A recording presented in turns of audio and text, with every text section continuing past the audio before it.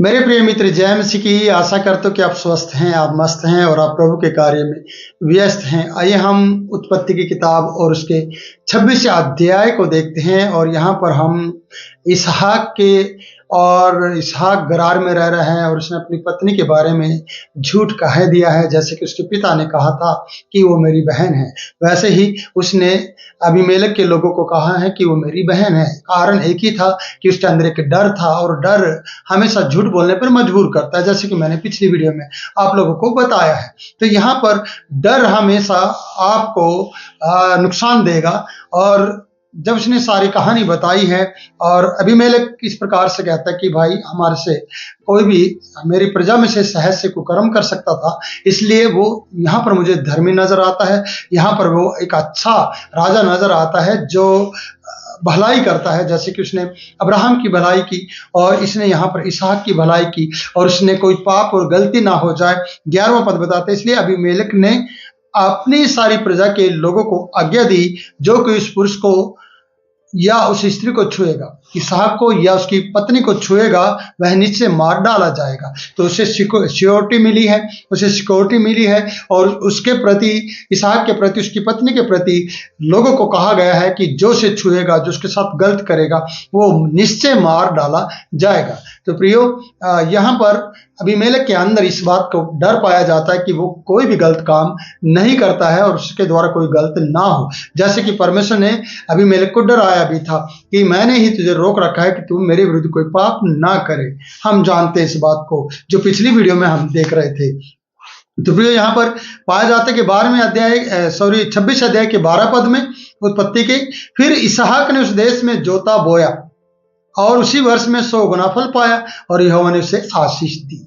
जैसे कि परमेश्वर ने उसे मिस्र जाने से रोका था कि वो मिस्र जा रहा था, और मिस्र जाकर वो सोच रहा था कि वहां अन्न है, वहां अकाल नहीं है, और मैं वहां जाऊं और वहां रहूं और वहां बसूं।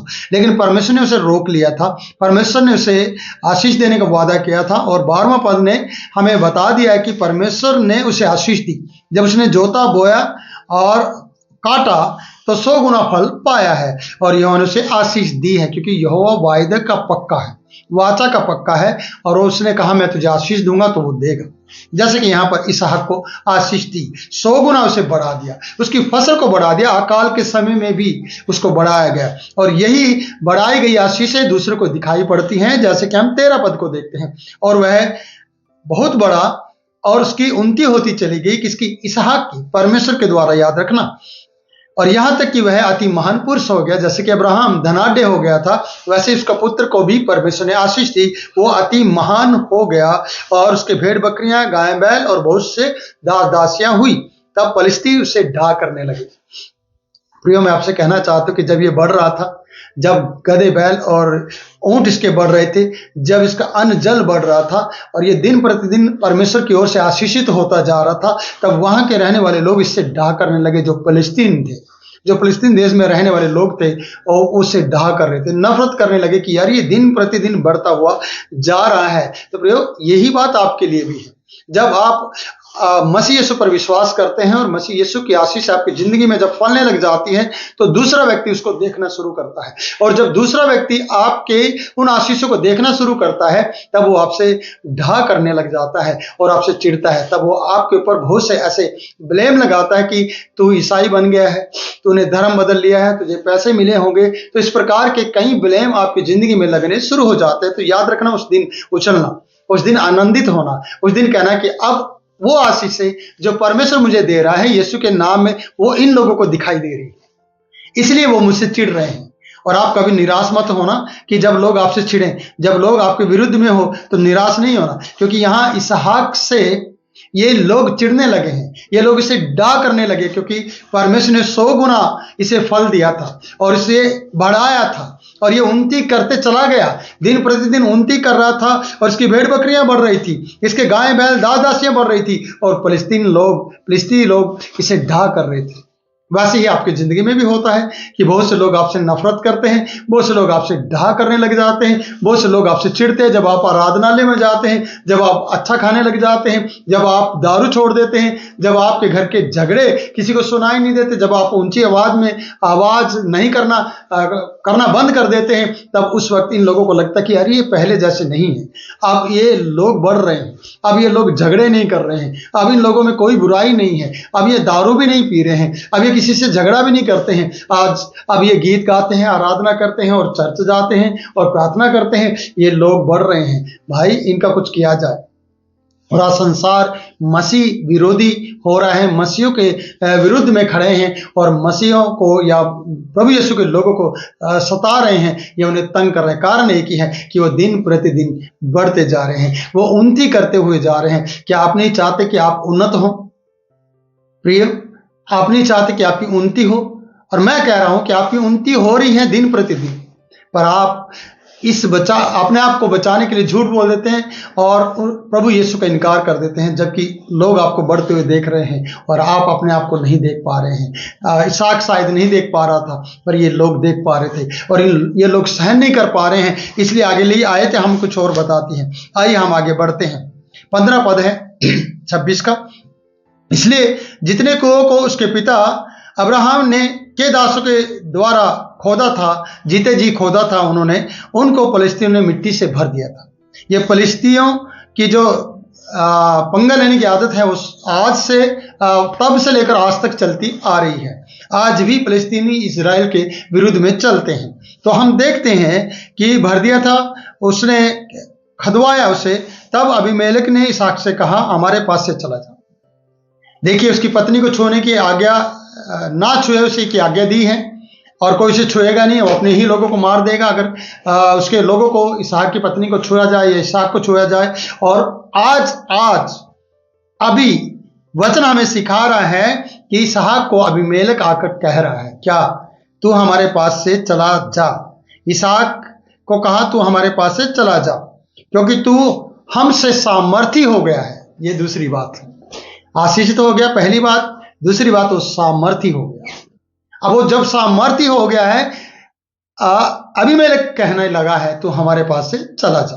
प्रियो, संसार के आपको घर में रखना चाहता है, देश में रखना चाहता है, वो आपको आपके घर से, आपके जमीन से, आपके गांव से, आपके शहर से, आपके देश से आपको निकालने में लगा है, क्योंकि आप सामर्थी होते हुए जा रहे हैं।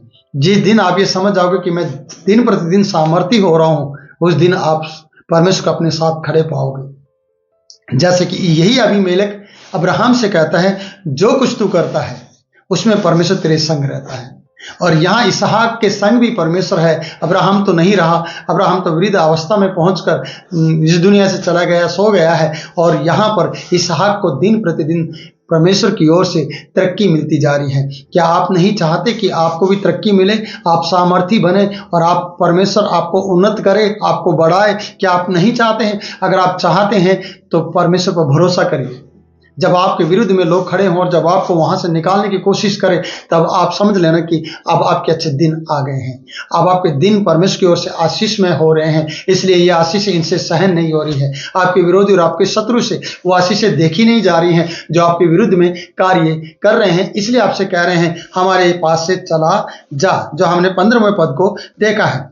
और आगे बढ़ते हैं। 16 पद में ही है वो कि तू हमसे सामर्थ्य हो गया। 17 पद को देखते हैं। अतः इसहाक वहां से चला गया और गरार की घाटी में अपना तंबू खड़ा करके वहां रहने लगा। उसने अपना स्थान बदल दिया। अबीमेलेक के कहने से वो चला गया, क्योंकि उसे राजा की जरूरत नहीं थी, उसे उसकी प्रजा की जरूरत नहीं थी, उसे वहां के धन दौलत की जरूरत नहीं थी, क्योंकि उसके साथ परमेश्वर था। और परमेश्वर जहां ले जाना चाहे वहां वो जाना चाहिए, और इसहाक वहां गया। जैसे कि परमेश्वर ने इसहाक से मना किया, मिस्र में नहीं जाना, वो नहीं गया। उसने कहा, गरार में रहो, यहीं फलवंत करूंगा, यहीं आशीष दूंगा। उसी प्रकार से पर आप आशीष पाने के लिए आराधनालय को छोड़कर ना जाने कहां कहां चले जाते हैं, पर आपको नहीं मिलती, क्योंकि परमेश्वर ने आपको कहा नहीं, पर आपकी जिद ने, आपके हट ने, आपके ढिठाई के पाप ने आपको परमेश्वर से अलग कर दिया है, परमेश्वर के भवन से अलग किया है, और आप अपनी मर्जी से चले गए हैं। आप रुकें और कहें, परमेश्वर जहां तू रखे वहां मैं रहने के लिए तैयार हूं, क्योंकि तू रहेगा मेरे साथ तो मैं आशीषित हो जाऊंगा, जैसे कि इसहाक आशीषित हुआ है। तो इसलिए तंबू गरार में उसने घाटी में गया, निचली एरिया में गया और वहां जाकर अपना तंबू खड़ा किया और वहां पर रहने लगा। आइए हम 18 पद को देखते हैं। तब जो कुएं उसके पिता अब्राहम ने के दिनों में खोदे गए थे और अब्राहम के मरने के बाद फलिश्तियों ने भर दिए थे, उनको इसहाक ने फिर से खुदवाए और उनके भी नाम, उसके पिता के नाम जो उसके पिता ने नाम रखे थे वही नाम उसने रखे। इसलिए फिर इसहाक के दासों को घाटी में कुएं खोदते खोदते बहते जल का सोता मिला और वहां पर खुदाई हो रही थी, वहां पर काम हो रहा था, जिसके पिता ने किया था उसी काम को वो कर रहा था। ये अच्छी बात है कि पिता के द्वारा खोदे गए कुएं इसने द्वारा खुदवाए और फिर से वही काम किए। तो प्रियो, हमें भी उस बात को करना चाहिए और परमेश्वर के साथ बना रहना चाहिए। तो इस बात पे मैं ज़्यादा जोर नहीं देना चाहता, पर मैं इतना जोर देना चाहता हूँ कि जब आपके विरुद्ध में लोग हों तो सोचना कि आप उन्नत हो रहे हैं, आप बढ़ रहे हैं और परमेश्वर उनको आपके अंदर और आपके काम में और आपके आशीषों में दिखाई दे रहा है, इसलिए और आप सामर्थ्य होते जा रहे हैं और आपको वो अलग करना चाहते हैं, ये आपसे ढा कर रहे हैं और ढा करने का एक ही कारण है कि आप आशीष दें। प्रभु आपको आशीष दे। फिर मिलूंगा नई वीडियो में, तब तक के लिए मैं आपसे इजाजत चाहता हूं। मैं चाहता हूं कि आप इस वीडियो को लाइक करें, शेयर करें और हमारे चैनल को सब्सक्राइब करें। प्रभु आपको बहुतायत से इन वचनों के द्वारा आशीष दे। जय मसीह की।